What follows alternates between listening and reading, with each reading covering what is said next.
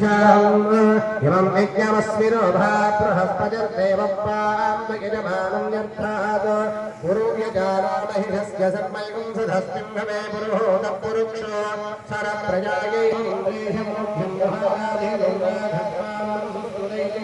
वयमोऽस्मोऽस्तु एतत्सुखमहाकाले सूर्यादीनां नवानग्रहात् अत्यन्तमनुकूल्यता फलसिद्धिरस्तु दीपाराधनं कुर्यात् उत्तिकेभ्यस्येति नमः मन्त्रेण दीपाराधनं कुर्यात् उत्तिकेभ्यस्वजातमेवामग्रं निर्वदेः मम पशुस्य मह्यमामः जीवनं च दिशो दिशा ज्योतिर्विदं वा साधयामि ज्योतिष्कृतं वा साधयामि मल्मला भवन्ति वा साधयामि दीप्यमाना अलङ्कृत्य नमस्कारं कुर्यात् दीपाधिष्ठानदेवतायै नमो नमः अलङ्कृत्य नमस्कारं कुर्यात् दीपश्रियै नमः अलङ्कृत्य नमस्कारं कुर्यात् यस्यो नामरूपाभ्यां या देवी सर्वमङ्गला तयो संस्मरणात् पुंसां सर्वतो जयमङ्गलं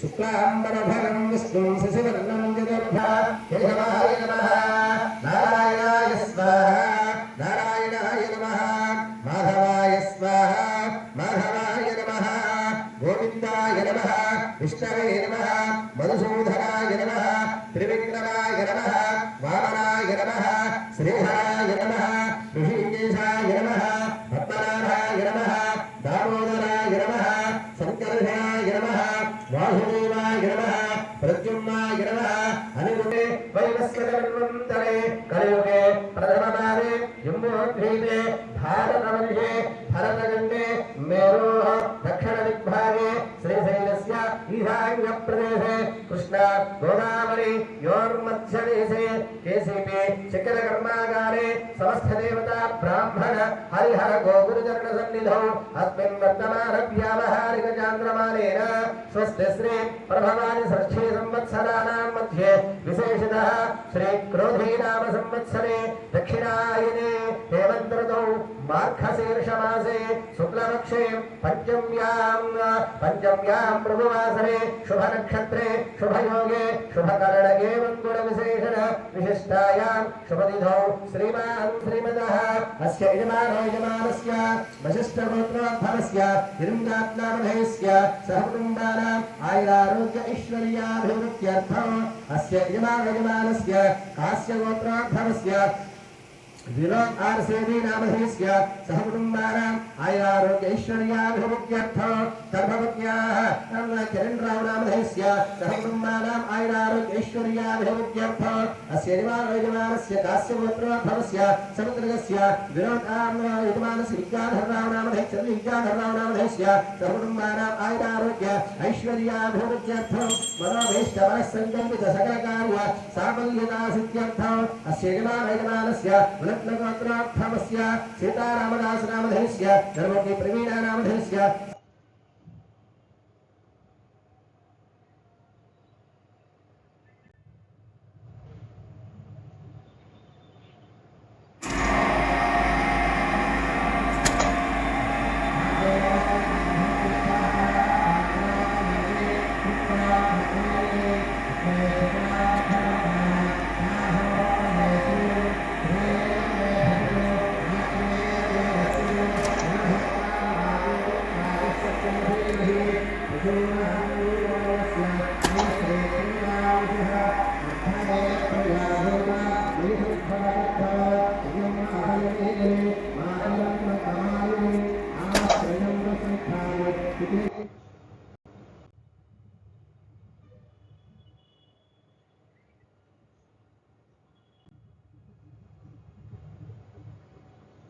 కర్మాగారంలో 2024-25 సీజన్ కానుగాటు గురించి యంత్ర సామగ్రిని సిద్ధం చేయడం జరిగింది.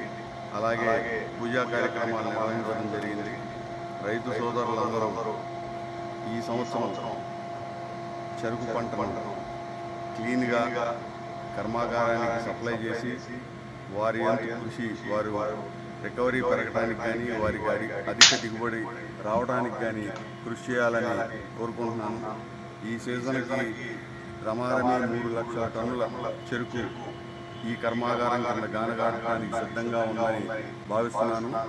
రైతు సోదరులందరూ మొన్న తుఫాను మూలంగా కొంత నష్టం చెరుకు పంటకు కూడా అన్ని పంటలతో పాటు జరిగినప్పటికీ కూడా సుమారుగా 3 లక్షల టన్నులు గానుగాడతామని ఆశిస్తున్నాను. అలాగే రైతు సోదరులందరూ కూడా అన్ని పంటల్లోకి చెరుకు పంట అనేది దృఢమైనది, గట్టిది, అంటే ప్రకృతి విపత్తులకు తట్టుకోగలిగిన పంట.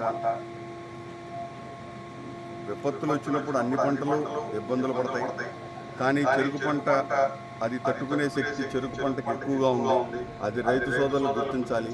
ఇది వాణిజ్య పంట, దీని మూలంగా ఆదాయం ఎక్కువ వస్తుంది.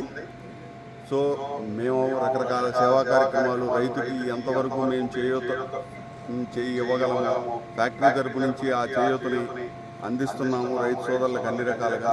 వాళ్ళు మేము అందించే ఆ పథకాలన్నింటినీ కూడా సద్వినియోగం చేసుకుని అది ఒక ఎకరానికి సబ్సిడీల రూపంలో అవ్వచ్చు, ఎరువుల రూపంలో అవ్వచ్చు, ఇంకా వివిధ కార్యక్రమాలు రూపంలో అవ్వచ్చు, అవన్నీ కూడా మా సిబ్బంది ద్వారా మీ గ్రామానికి మేము ఏం కార్యక్రమాలు, రైతులకు ఎటువంటి సేవలు అందిస్తున్నాము అనేది తెలియపరచడం జరుగుతుంది.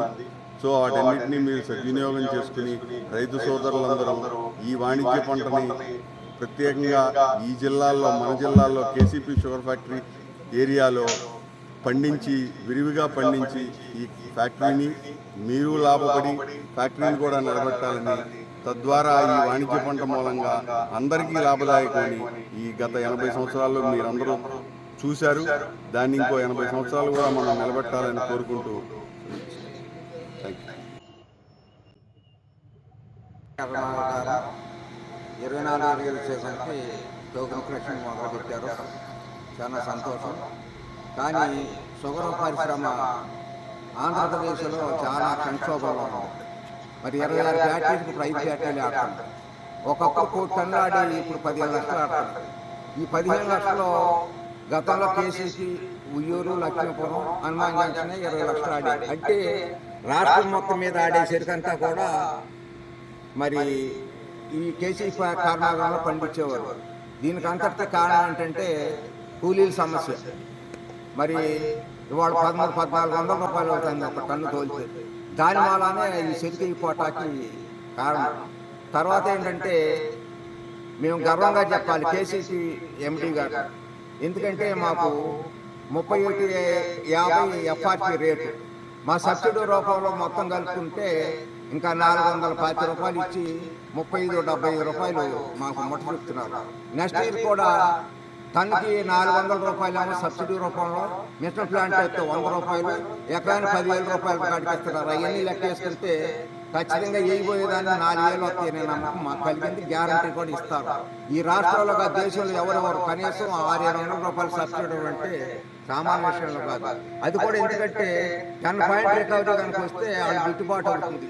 దురదృష్టం ఏంటంటే 8 పాయింట్ రికవరీ మీద మాకు ఈ రేట్ ఎత్తున్నారంటే అసలు 3400, 3500, 1600 8 పాయింట్ రికవరీ మీద మాకు ఇచ్చే రేట్ కూడా వాళ్ళు గిట్టుబాటు కాదు. మరి ఎట్లా నడిచిపోతున్నారు మరి అది తెలియదు. అట్లాగే ఏంటంటే వాళ్ళ పంచదార 30 రూపాయలు గేట్ రేట్ ఉంటాయి, గేట్ 40 అమ్ముతున్నారు.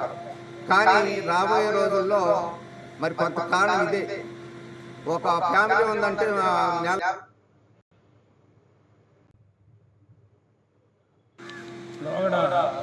చంద్రబాబు అధికారంలో ఉండగా పర్చేస్ ట్యాక్స్ 60 రూపాయలు రైతాంగానికి ఇచ్చినటువంటి విషయం మనందరికీ తెలుసు. అయితే కాలకాలంలో అది తీసేయడం జరిగింది. జీఎస్టీ వచ్చిన తర్వాత దీన్ని రాష్ట్ర ప్రభుత్వాన్ని, కేంద్ర ప్రభుత్వాన్ని ముఖ్యంగా కోరుకునేది ఏంటంటే జీఎస్టీ రూపంలో మీకు వచ్చేటువంటి ఆదాయంలో కనీసం టన్నుకు 200 రూపాయలన్నా చెరుకు రైతుకి ఆదుకుని మరి రైతాంగాన్ని ఆదుకుని ఈ రాష్ట్రంలో చెరుకు పంట విస్తీర్ణానికి దోహదపడతారని ముఖ్యమంత్రి గారికి, ప్రధానమంత్రి గారికి మా రైతుల తరఫున విన్నవిస్తూ ఉన్నాం. అట్లాగే చైర్మన్ గారు, కేసీపీ కర్మాగారం చైర్మన్ గారు రైతులకు ఇచ్చేటువంటి ప్రోత్సాహం మరొకసారి ఆమెకు ధన్యవాదాలు తెలియజేస్తూ, అట్లాగే మాకు అక్కడ అన్ని రకాల సదుపాయాలు కల్పించినందుకు ఇక్కడ దాస్ గారికి, అట్లాగే జిఎం గారికి కూడా అందరూ కూడా ధన్యవాదాలు తెలియజేసుకుంటూ సెలవు తీసుకుంటాం.